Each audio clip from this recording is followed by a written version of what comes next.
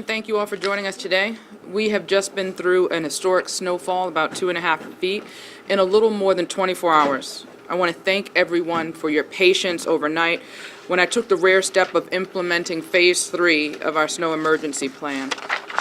Even though we lifted Phase 3, I want to urge motorists to use common sense, use caution, be safe, and stay off the road. We remain in Phase 2 of our snow emergency plan. Motorists must have proper tires, and people should not park along emergency routes. I know people are starting to get cabin fever, but now is not the time to go venture out onto the roads unless you absolutely have to. Our fire engines, police cars, and snow plows have been getting stuck throughout the night. Our plow crews have been working very hard to relieve this problem. They're working hard in 12-hour shifts. And if the roads continue to be clear of cars, their job is so much easier. And again, I want to thank everyone who heeded our caution, our warnings over the past few days and have stayed off the road. We've had a significantly lower number of abandoned vehicles than I think we've had in the recent past, and I can't thank the residents enough for their cooperation.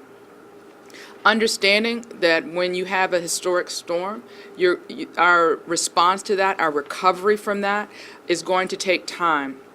So I'm asking for patience.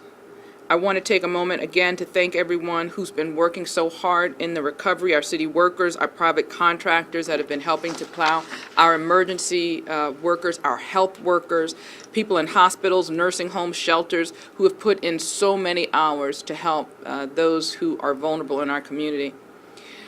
Our first responders, again, including fire and the police, have gone above and beyond, and I'm sincerely grateful for all of their hard work. I urge everyone to continue to look out for your neighbors, especially our seniors and those living with disabilities.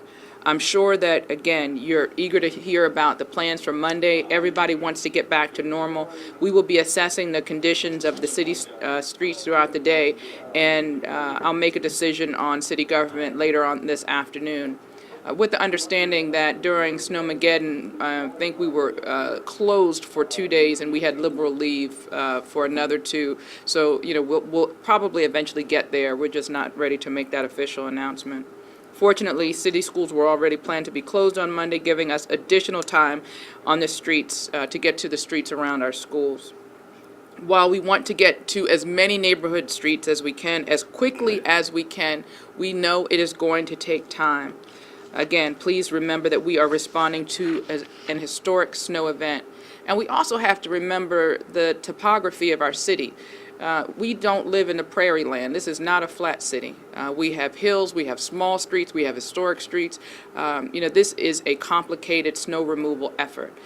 So anything you can do to help us along those efforts, like not putting the snow from around your car back out into the street, that will be helpful. We have workers who are so diligent and hardworking. We just need to support them in their work. So I would encourage you to stay home today. If you are shoveling yourself out, please take it easy. I've heard that we've already lost around the state 3 people to heart attacks while shoveling. I want people to understand that they need to take breaks, to be reasonable, to be safe, and to use common sense. Check on your neighbors and be patient. As I said yesterday, we're all in this together, and if we continue to remember that, I think we'll all be better off for it. I'll turn it over to Director Johnson. Thank you, Madam Mayor. This morning at about 6 a.m., our mayor lifted Phase 3, and we reverted back to Phase 2 in terms of parking restrictions. This means that in order to be on the roads, you need to have all-weather tires, a four-wheel drive vehicle, or snow chains, in a vehicle really ready to deal with treacherous conditions on the roadway. Parking restrictions remain in place. We are relocating vehicles. So far, we've relocated about 176 vehicles. If your vehicle is relocated, call 311 because we provide them with information on your license plate, a description of the vehicle, and where it was removed from, where we took it and relocated it to. so that you can go and pick up your vehicle. There is no charge for that service. We had a historic snow event with almost 2.5 feet of snow. Our work crews continue to work around the clock.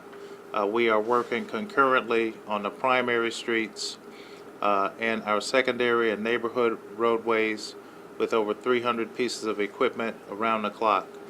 As we clear up our primary streets, we'll be moving additional equipment into our secondary streets, in addition to bringing in some more contractor vehicles and equipment to assist with collecting and removing the piles and piles of snow that are going to result in our communities as a result of all of the snow that we received. We ask for continued patience as we work through these issues. We have, as the mayor mentioned, had some issues with emergency equipment and snow removal equipment having difficulty navigating, especially on some of the smaller streets where it's difficult to get in with snow plows to remove this much snow. So we ask for your patience. Know that the city work crews are working around the clock. We will be in your neighborhood. We will remove this snow, and we'll get the city to reopen. Thank you. Commissioner and then Chief Ford.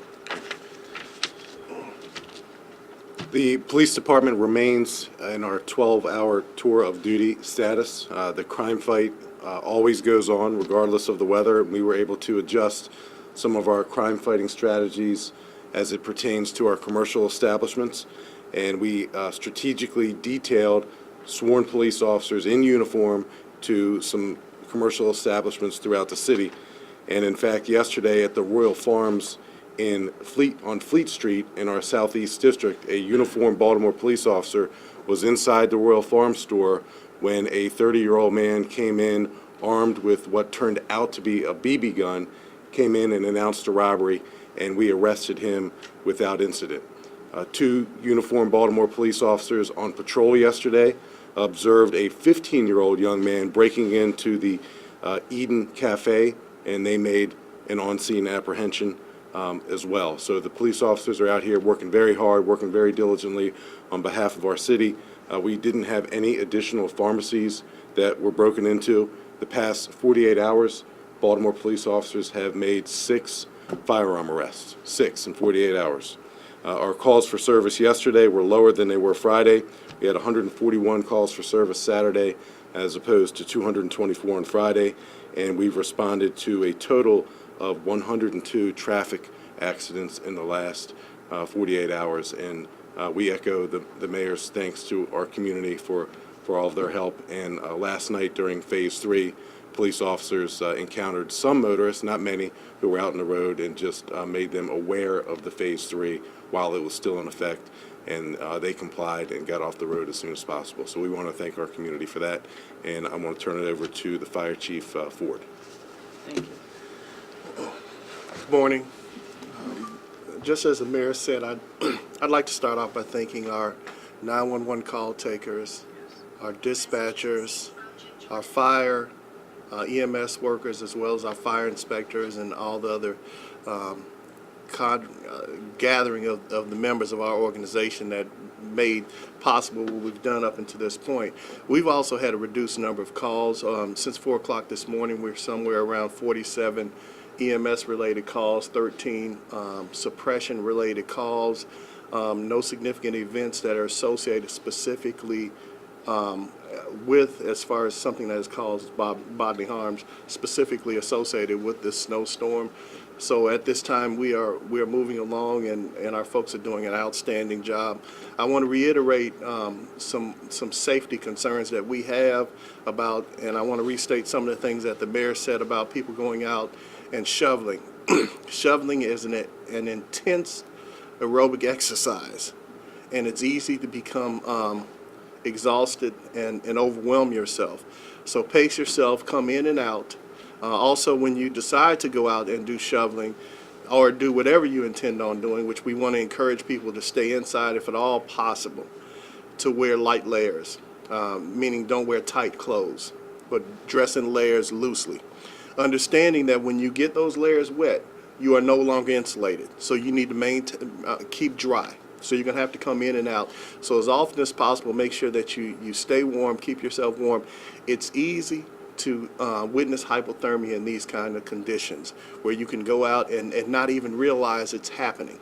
And most of our calls related to the incident of people during this cold weather have been things like chest pains and cold weather emergencies. So we want to encourage people to stay inside, and if they have to go out, be conscious of their health and well-being, and if they can, and they are doing some shoveling, to be conscious of the hydrants and try to clean up around the hydrants.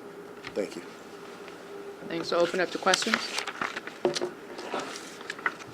How will you all deal with the folks who will start to venture out because they see the sun is shining? As long as they're on foot and they're careful, you know, I don't have a problem with it. The challenge is if people are trying to drive, number one, without an approved Phase 2 vehicle. I want to reiterate that while Phase 3 is lifted, we're still in Phase 2. If you don't have the four-wheel drive, the radials, or the chains, you're not permitted on the road. So I get it. People have cabin fever, but it doesn't mean that you should abandon common sense. How soon can some of the residents on the side streets expect their streets to be plowed? We've already been on some of the side streets, and we will continue to do that. What I ask is that residents be mindful of what they do when they plow, when they dig themselves out. That makes it more difficult for us to maintain the work that we've done. Nobody wants to waste taxpayers' money, and every time that happens, when people put the snow out in the street, that's exactly what we're doing. We're making the streets impassable. We're erasing the hard work that was done, and we're wasting money.